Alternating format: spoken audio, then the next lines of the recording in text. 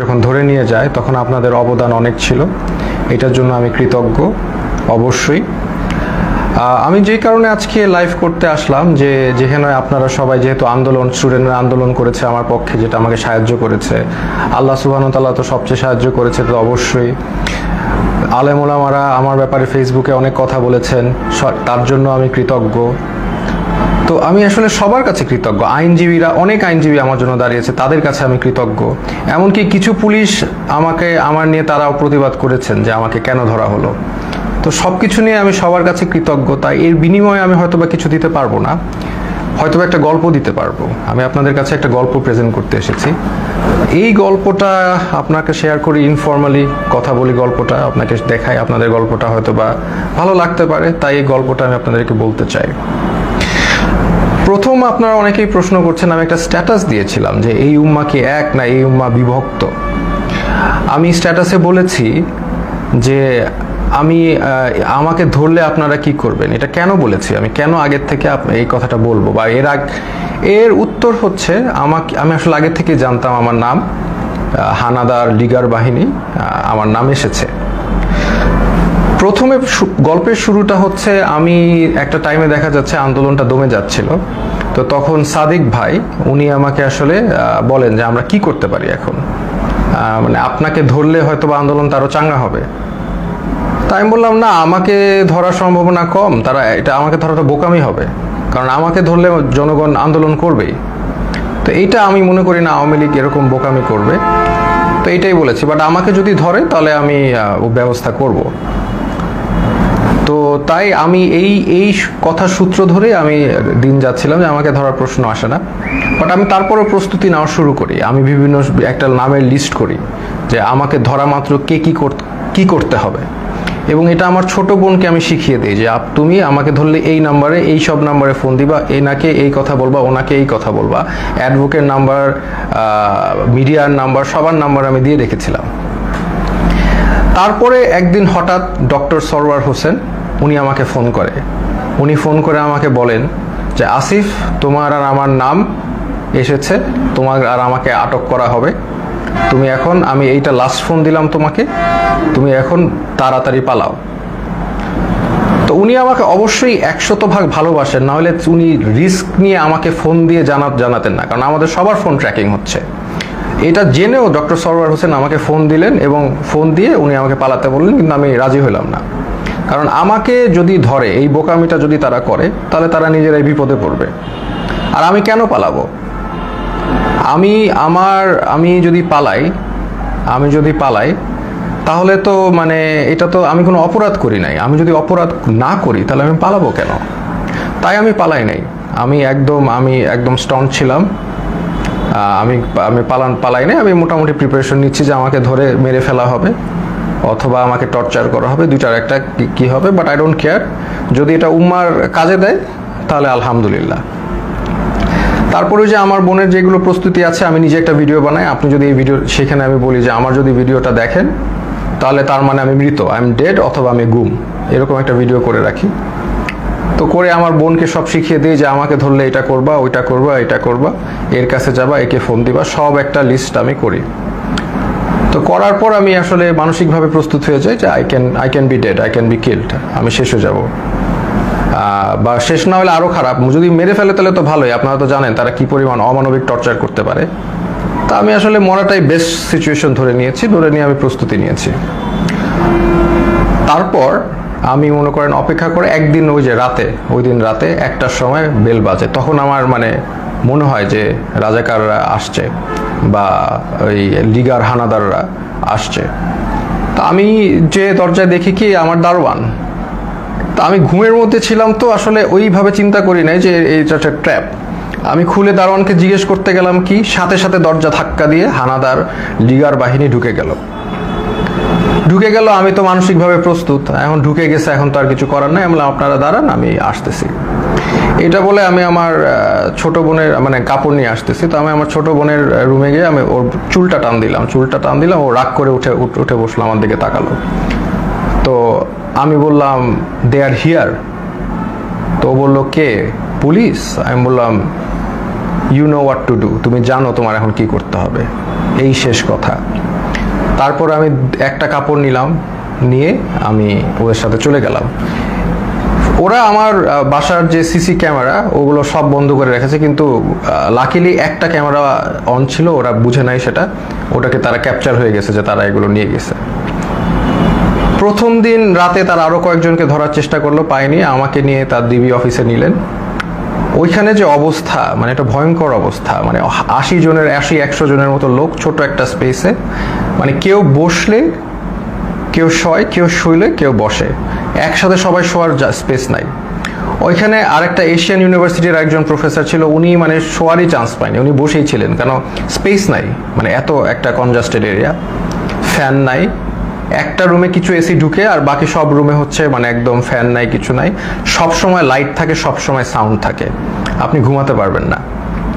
তো ওইখানে ঢুকে প্রথম দিন তো আমার খুব মানে অবস্থা ভালো না। আমার তেমনি আপনারা জানেন স্পাইনে প্রবলেম হওয়ার কারণে আমার এমনি সবসময় পেইনে থাকে, আমি নিউরোলজিক্যাল পেইনে থাকি, ফিজিওথেরাপি করলে কমে, আবার নাহলে বেড়ে যায়। সেই সিচুয়েশনে আমাকে এরকম একটা জায়গায় নিয়ে গেল যেখানে আমার কোনো বসার জায়গা নেই, সব পুরাটাই ফ্লোর, হার্ড ফ্লোর, তাও আবার মুভ করার তো কোনো স্কোপই নাই, শত শত মানুষ।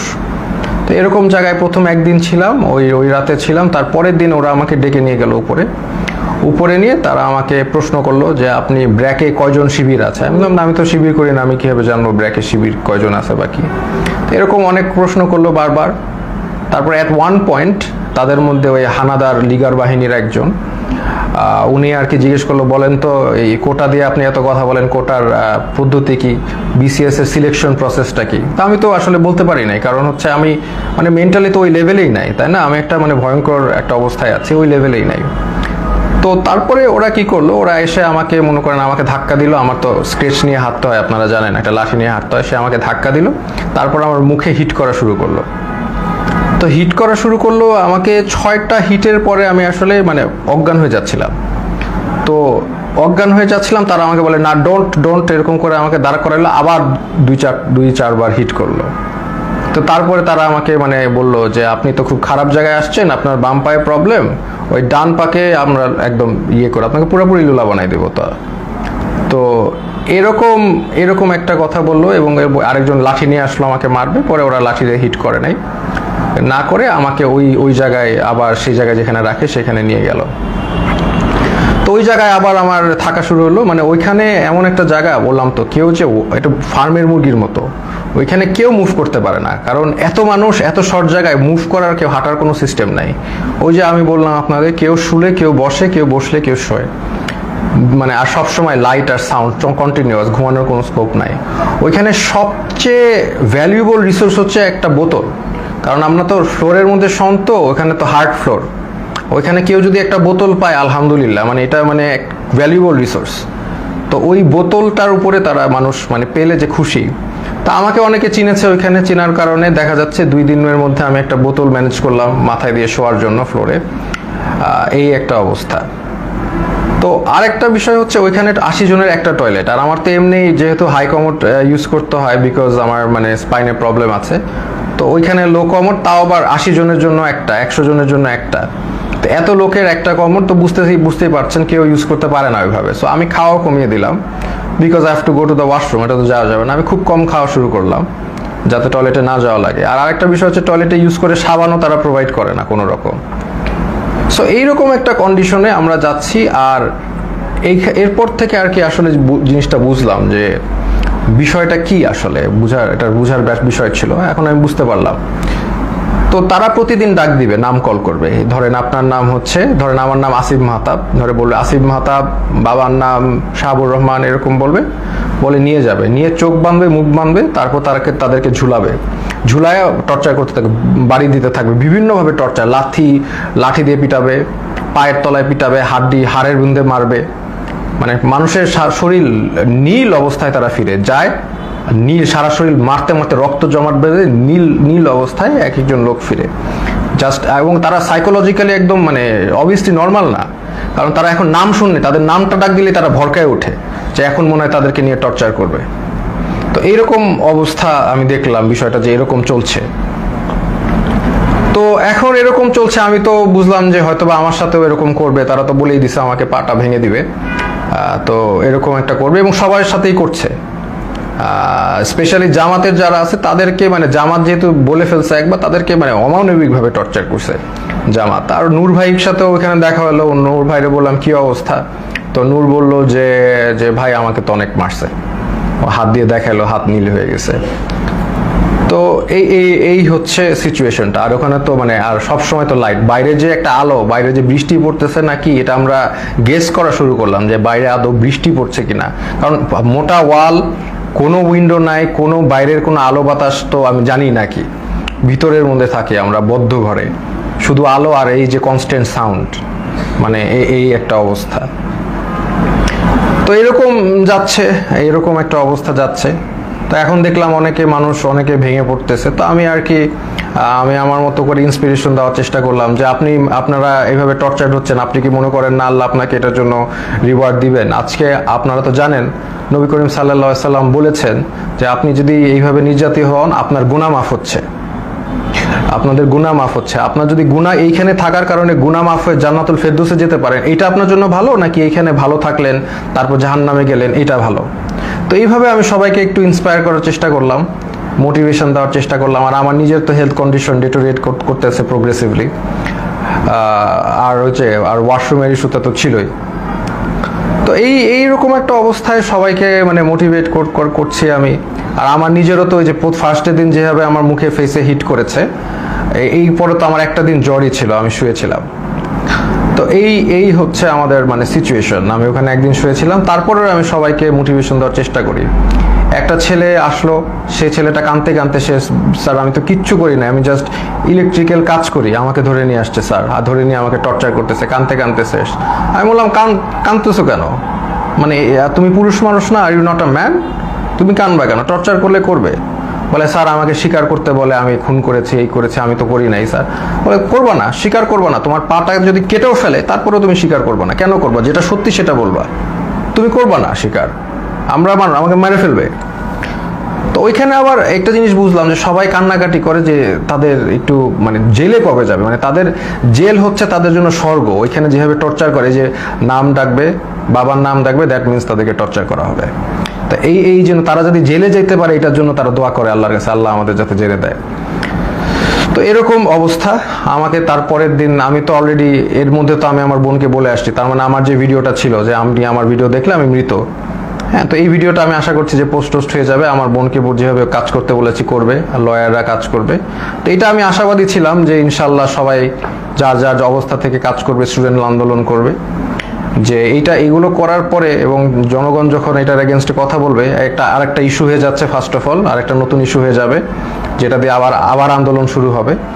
এইটা আমি জানতাম। আর এটার পরে আমাকে যদি আরো টর্চার করবে, কিন্তু এটা তাদের জন্য আরো খারাপ হবে। তো তারপরে আমাকে তারা ঠিকই গুম করা অবস্থায়, আর আমার বাবা মা যতটুকু জানলাম আমাকে গুম করে ফেলছে। তো এটা তারা বলছে, তারা স্বীকার করে না যে তারা নিয়ে আসছে। তো এই অবস্থায় তারা আমাকে কোর্টে চালান দিল। তো আমি চিন্তা করলাম যে কোর্টে যেহেতু যাচ্ছি, এখানে মিডিয়া পাইলে আমি আমার এক আঙ্গুল দেখাবো, শাহাদাত, এক উম্মাহ, আমরা এক উম্মাহ, হ্যাঁ, আমার গায়ে আমরা সবাই এক। তো এই সিম্বলটা আমি চিন্তা করেছি দেখাবো। তো আমি জানি যে এগুলো দেখালে তারা আমাকে আরো অনেক নির্যাতন করতে পারে, দেখাইলাম, কারণ এটা আমি তো জানি জনগণ বুঝবেন যে আমি এক আল্লাহ, এক রসুল, এক উম্মাহ, এই কথাটা আমি বুঝাতে চাচ্ছি যে আমরা সবাই এক। আমার অত্যাচার যা হলে হবে, এই অত্যাচারের কারণে যদি আপনারা স্বাধীনতা পান, এই জুলুমের থেকে মাফ পান, তাহলে আলহামদুলিল্লাহ, নো প্রবলেম, আমাকে অত্যাচার করুক। তো আমি ডিসিশন নিয়ে নিলাম, এক দেখাবো। তা আমার সাথে ওই জগন্নাথের আরিফ ছেলেটা, খুবই সাহসী ছেলে, ও আমার সাথে কেসটা দিল, মামলা দিল, আমরাও গেলাম, আমি ওকেও বললাম যে আমি এক দেখাবো। তো এই অবস্থায় এই এক উম্মাহ শাহাদাতের আঙ্গুল দেখিয়ে আমি ওই কোর্টে দেখালাম, এবং কোর্টে আমাকে সম্পূর্ণভাবে মানে কোর্টের যে জাজ, তিনি আমাকে দেখে চিনে বললে আপনাকে ওখানে দাঁড়ানো লাগবে না, আপনি বসেন। তো উনি আমাকে বসালেন, কিন্তু তারপরেও ওই মিথ্যা মামলাটা দিলেন যে আমি নাকি সেতু ভবন ভাঙচুর করেছি, যেটার মানে কোনো মানে এটা জোক, মানে এটা যে কলাপস করছে সোসাইটি, ওখানেই প্রমাণ যে এরকম একটা মিথ্যা মামলা যেটার কোনো তথ্য নাই, প্রমাণ, এটা বলাই আসলে সময় নষ্ট। তো এই মিথ্যা মামলা উনি মানে জাজ আমাকে দিলেন, আর আমাকে আবার 6 দিনের রিমান্ড মঞ্জুর করলেন। তো ওই 6 দিনের রিমান্ড আবার গেলাম। আর এই সময়টা অনেকের সাথে পরিচয় হলো। ওখানে বিএনপির অনেক নেতা ছিল, পার্থ ভাই ছিলেন। ওনার সাথে আমি বললাম যে পার্থ ভাই, আপনার তো আর আমার মামলা এক, আমি তো আপনার সাথে আসি। তো উনি বলে যে আমি তো তোমাদের সাথে থাকতেই চাই না, আমি তো এখান থেকে বের হতে চাই। একটু মজা করলেন। তো এরপরে অনেক মানুষের সাথে পরিচয়। একজন আসলেন, ওনাকে মানে উনি হাঁটতেই পারতেছেন না, পাটা একদম প্রচুর মানে অবস্থা খারাপ করে পিটিয়েছে। ওনার অপরাধ ছিল উনি ছাত্রদের পানি খাইয়েছেন, উনি ছাত্রদের পানি দিয়েছেন, ছাত্ররা পানি খাইয়েছেন, এই জন্য তাকে অমানবিক টর্চার করলো। তো টর্চার করলো, উনি এসে শুয়ে গেল। আমি বললাম যে এইগুলো একই কথা বললাম যে আপনাদের এটা গুনাহ মাফ হচ্ছে। তারপরে লাস্টে একটা কথা বললাম যে আপনি যে এত টর্চার্ড হলেন ছাত্রদের পানি খাওয়ে, এখন আবারও কি খাওয়াবেন আপনি? তো উনি বললো ইনশাল্লাহ স্যার, আবারও খাওয়াবো। আমি like that's the answer I am looking for. আমরা আবার করব, আমাদের ছাড়লে আমরা আবার করব। We are not going to give up. আমরা তো আবার করব, তাই না? আমরা কি অপরাধ করেছি যে আমরা করব না? পানি খাওয়ানো কি অপরাধ? তো এই হচ্ছে একটা অভিজ্ঞতা। তো এরকম এই যে একজন পেলাম।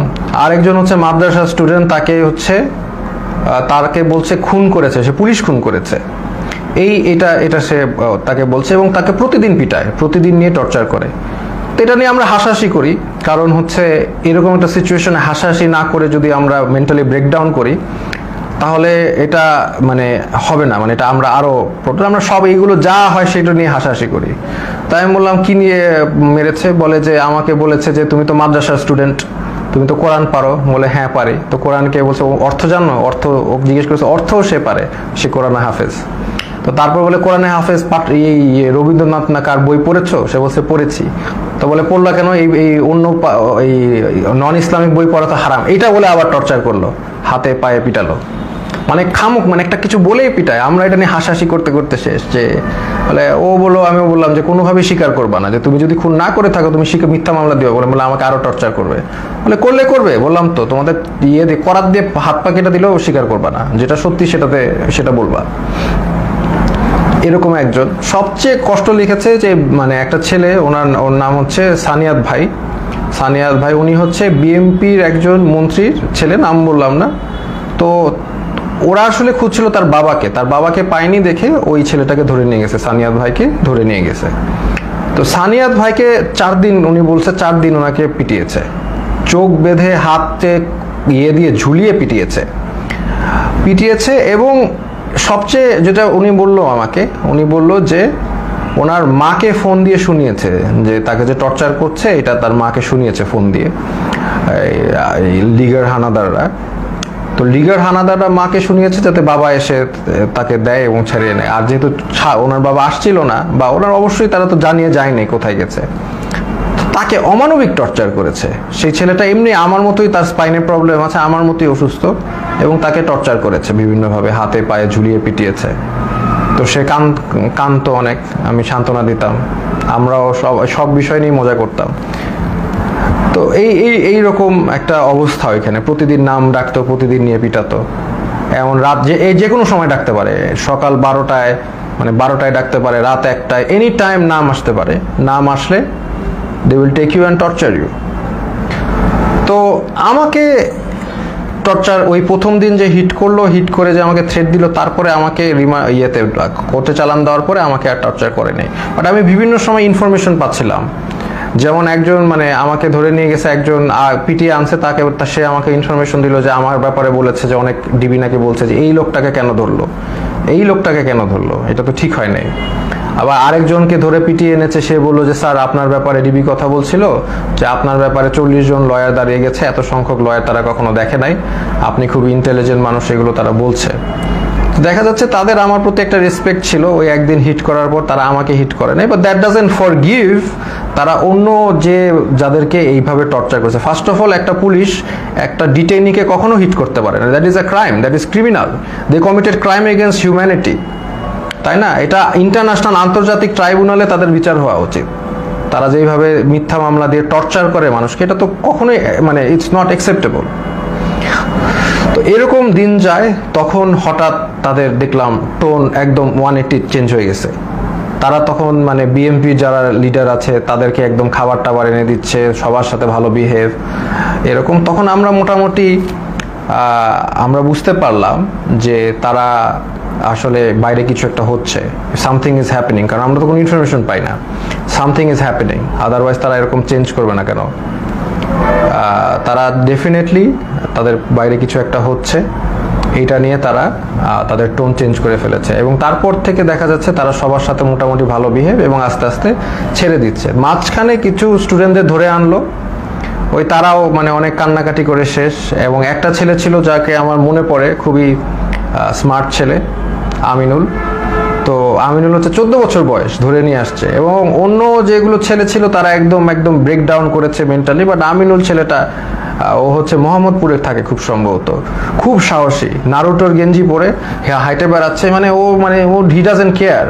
এই ছেলেটা ডাজেন্ট কেয়ার যে ওর সাথে এখন কি টর্চার করা বা কোথায় আসে, লাইক মানে চলে আসে আমাকে বলতে, স্যার আপনি কি ড্রাগন বল জি দেখেছেন? আমি বললাম হ্যাঁ হ্যাঁ ড্রাগন বল জি দেখছি। বলে আমি দেখতেছি, আমি ওই ডিমন স্লেয়ার দেখেছি, এই দেখেছি সেই দেখেছি। তো মানে একদম মানে হি ডাজেন্ট কেয়ার, সে দেশ স্বাধীন করতে নামছে, দেশ স্বাধীনই করবে। আমিনুল নামটা ছেলেটার, ওকে 14 বছর দেখে ওকেও ছেড়ে দিয়েছে। তো এই রকম আর কি ঘটনার বিষয়গুলো। তারপরে ওইটার পর থেকে আস্তে আস্তে অনেককে ছেড়ে দিয়েছে, এবার অনেকে ছাড়েনি, অনেকে তারপরেও টর্চার করেছে। তো এরকম আমরা এই অবস্থায় আমরা অনেক দিন পার করার পরে তারপরে আমাকে একদিন ডাকলো, ওরা ডেকে হঠাৎ করে আমাকে দেখলাম যে বসালো, যে স্যার আপনি ভাই কি অবস্থা, আমরা তো জব করি, মানে যেই লোকটা আমাকে হিট করেছে এবং তারাই যেই টিমটা আমাকে, তারাই আমাকে ডেকে দেখি কি মানে জামাই আদর সোজা কথা করছে। তো তখন আমি বুঝতে পারতেছি না যে কি হচ্ছে। এখন হয়তো বা বুঝলাম যে সিচুয়েশন বাইরে পরিবর্তন হয়েছে, দেখি তারা আমাকে ভালোভাবে ট্রিট করছে, চা খাওয়ালো, বিস্কিট খাওয়ালো, ভালো ভালো বিস্কিট খাওয়ালো, মানে আপনি সোফায় বসেন, কমফোর্টেবলি বসেন, মানে এত রেসপেক্ট। এরকম করছে কেন আমি তো শিওর ছিলাম, আমি তো মনে করছি ট্র্যাপ। আমাকে খালি বলে যে এখন বাসা তো পুড়ে যাচ্ছে, এখন আমাদের কি করা উচিত, শেখ হাসিনার কি করা উচিত। এখন আপনারা তো অনেক টিচারও তো, আপনারা তো অনেকে ছাত্রদেরকে উস্কে দিয়েছেন, এই সেই, মানে আমাদের তো এখন আগুন ধরছে বাসায়, আমাদের তো আগুন নিভানো উচিত। মানে আমি যেটা বুঝলাম উনি চাচ্ছিল যে আমি আসলে ছাত্রদেরকে ঠান্ডা করার জন্য কোনো বক্তব্য দেই। তা আমি এভাবে কোনোভাবে রাজি হই নাই, আমি তো হব না। তো আমি বললাম যে না, একটা প্রধানমন্ত্রী কি সিদ্ধান্ত নিবে, আমি তো আসলে প্রধানমন্ত্রীর জায়গা থেকে, মানে উনি আমাকে প্রশ্ন করছে প্রধানমন্ত্রী এখন কি করলে ভালো হবে, এটা আপনি তো বলেন। আমি বললাম না, আমি কিভাবে জানবো প্রধানমন্ত্রী কি করলে ভালো হবে, আমি তো একজন শিক্ষক, আমি তো প্রধানমন্ত্রীর কাজ তো আমি বলতে পারবো না। উনি ওনার জায়গা থেকে ওনার যেটা ভালো মনে হবে উনি সেটাই করবে, ওনার এক্সপিরিয়েন্স আছে, সেই আছে। বলে না, আপনি তো তাহলে ডিরেক্ট কথা বলছেন না, প্রবলেমেটিক কথা বলছেন, আপনার তো একটা ডিসিশন দিতে হবে। এটা একটা সিলি কথা না, আমার ডিসিশন কেন দিতে হবে,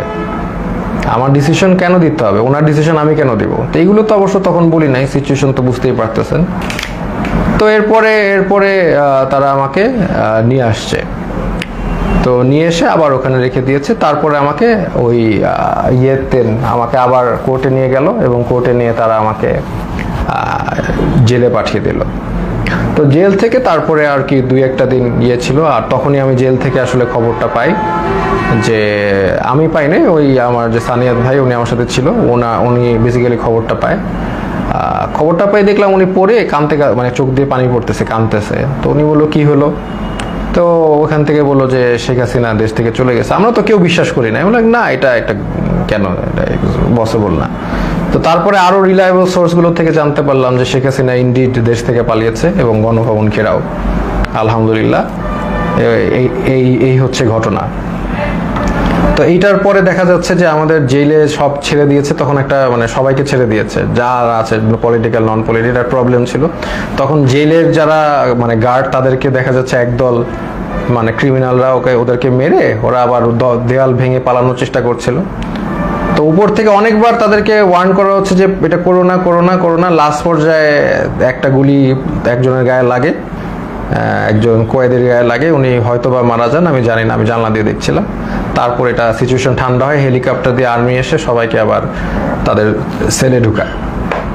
তো এরপরে তো ঘটনা আপনি জানেনই, যে আলটিমেটলি সবাই আমি বের হয়ে যাই, আমাকে বলে ছাত্রদেরকে ঠান্ডা করতে জেলের সামনে। আমি তো মানে আমি আমার মতো বলেছি, কিন্তু তার মানে যে এখন তারা যে ক্রাইম এগেনস্ট হিউম্যানিটি করেছে এটা তো আর মানে করা যাবে না। অমানবিক টর্চার কত প্রকার ও কি সেটা আপনি ওই ডিবির ওইখানে গেলেই বুঝবেন আর কি। এই আর কি। তো এনিওয়েজ, এইটাই হচ্ছে আজকে আমার ছোট গল্প। আমি আসলে যদি জাস্ট আর 5টা দিন বা 3টা দিন আগে বের হতে পারতাম, তাহলে আপনাদের সাথে যোগ দিতাম ইনশাল্লাহ। ফিল্ডে হাঁটতে পারি না, বাট আমি তাও যোগ দিতাম। ইনফ্যাক্ট আমি আগেও ওই অবস্থায়ও আমি আপনাদের সাথে আন্দোলন করেছি রাস্তায়, তাও আমি যোগ দিতাম। এবং আমি যাক মানে আমি বনভবনের দিকে আগাতাম। মরলে মরছি, মৃত্যু সবারই হবে, এটা তো আমি বলেছি। মৃত্যু হলে শহীদ, সমস্যা কি? তো এই জন্যই আমি আপনাদের সাথে দুঃখ প্রকাশ করছি যে আমি আসলে আপনাদের সাথে ওই মার্চে যোগ দিতে পারিনি। যদি একটু আগে বের হতে পারতাম তাহলে অবশ্যই যোগ দিতাম। শহীদদের প্রতি শ্রদ্ধা জানাচ্ছি। আমি এখানে আমার লাইফ শেষ করছি। এটাই আমার ছোট গল্প। খুব ডিফিকাল্ট টাইম চলে গেছে। কন্টিনিউয়াস নয়েজ, কন্টিনিউয়াস লাইট, শোয়ার জায়গা নাই, একসাথে মানে হাঁটার জায়গা নাই, এবং কন্টিনিউয়াস নাম কল, যে কোনো সময় নাম আসতে পারে। তবে ওই যে আরিফ ছেলেটাকে আমি অনেক শ্রদ্ধা করি, কারণ ও বলেছে আর কি, ও বলছে যে অন্য সমগ্নায়করা তো বলেছিল যে ওরা কথা বলে তারপরে বলেছে, তো বলছে আমিও তো বলে তেলে দেই, বলে দিয়ে আমি তাহলে যাই। আমি বললাম না, তুমি এখন কোনো কিছু মানুষের লক আপ থাকতে হবে, কিছু মানুষের বুঝতে হবে যে কিছু মানুষ এখনো ভিতরে আছে এবং মানে অন্যায় চলছে। তো এই জন্য আমি আর ওই জগন্নাথ ইউনিভার্সিটির খুব সম্ভবত আরিফ ছেলেটা মানে খুব সাহসী কথা দেখিয়েছে, এই জন্য আমি তাকে সম্পূর্ণ রেসপেক্ট করি। এইটাই আমি বলে শেষ করছি। আপনারা এই যে যারা নির্যাতিত হয়েছে, যাদেরকে টর্চার করেছে, যাদের এগেনস্টে ক্রাইম এগেনস্ট হিউম্যানিটি করা হয়েছে, তো তাদের বিচার আসলে চেতে হবে। আসলে এটা না আমি বলতে কষ্ট হচ্ছে, কারণ নবী করিম সাল্লাল্লাহু আলাইহি ওয়াসাল্লাম যখন মক্কা বিজয় করেন তখন উনি কিন্তু 12 জন যুদ্ধাপরাধী বাদে সবাইকে ক্ষমা করেন। কিন্তু এইখানে যেগুলো হয়েছে these are crimes against humanity. এখানে আসলে মানে মাফ কিভাবে করা যায় আমি জানি না। বা যাই হোক, যতটুক পারে আমরা ক্ষমা করি। আমরা চাই না একটা মানে সব যে ভালো পুলিশ তার গায়ে হাত উঠুক। আমরা চাই না যে কোনো দোষ করে নাই তার উপর আক্রমণ হোক। কারণ আমি এরকম একজন এসেছে, একজন ডিবি অফিসে একজন আমার সাথে দেখা করেছে, ডিবি পুলিশ, যে বলেন স্যার আমার 2 ছেলে আছে, একজন বুয়েটে একজন মেডিকেলে, দুজনই আপনার জন্য অনেক দুঃখ করেন, দুজনই আপনাকে মনে করেন। আমি বললাম বলেন যে স্যার ভালো আছে, বলেন স্যার ভালো আছে। তার মানে সব পুলিশ যে মানে বেঈমান, সব পুলিশ যে ওই লিগার তা কিন্তু না। কিন্তু এটা আমাদের বুঝতে হবে। তো আমরা ফরগিভ করার চেষ্টা করি, আর যারা একদম এরকম ক্রাইম এগেনস্ট হিউম্যানিটি করেছে তাদেরকে আমরা ইনশাল্লাহ বিচারের আওতায় আনবো। আসসালামু আলাইকুম ওয়া রাহমাতুল্লাহি ওয়া বারাকাতুহু।